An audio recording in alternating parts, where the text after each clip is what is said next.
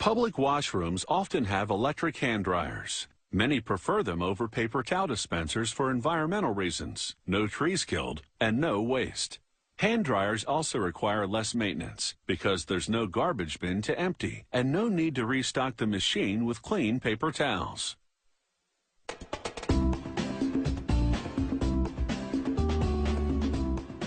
This new generation model dries hands in 10 seconds and uses 80% less energy than conventional hand dryers.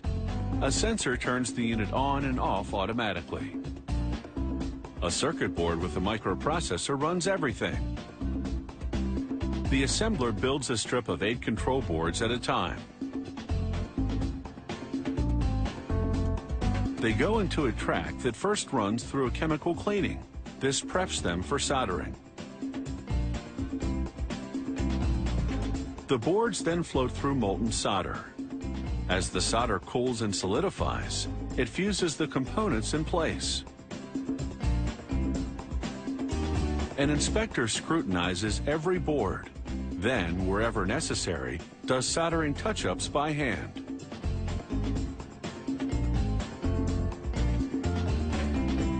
Finally, they separate the 8 control boards.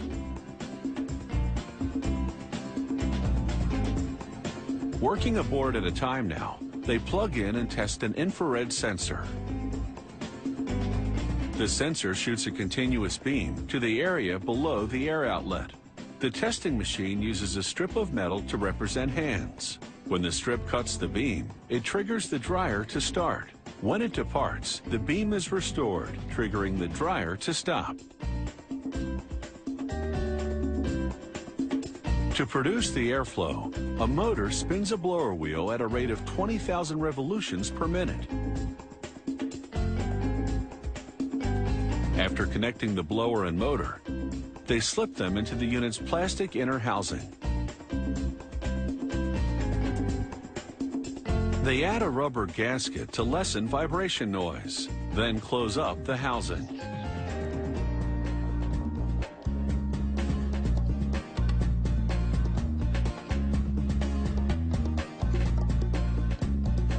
Next comes this electrical heating element. Its coils will heat the air as it passes. After applying mandatory electrical warning stickers, they install the circuit board on a mounting bracket, then connect the bracket to the housing.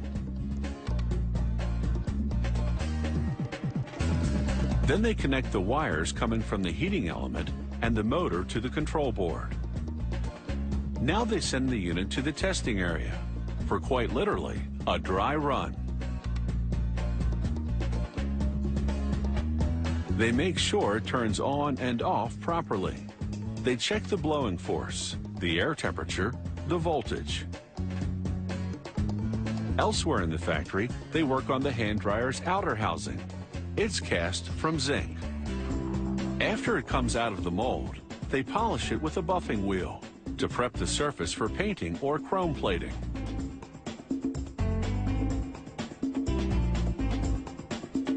In the plating tank, they run a positive electrical charge to chunks of metal and a negative charge to the zinc cover. This draws metal particles through the water like a magnet onto the surface of the cover in a thorough and even layer.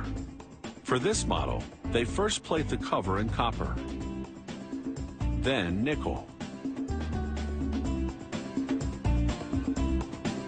then chrome. The underlay metals are required for the chrome to adhere. Once the plating's done, they clean the cover. Apply an arrow sticker pointing to the air outlet.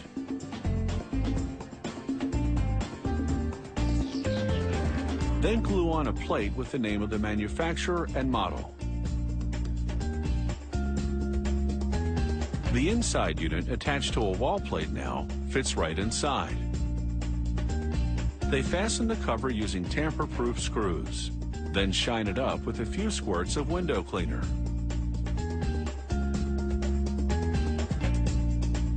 These hand dryers come in a wide range of finishes, letting you dry your hands in style.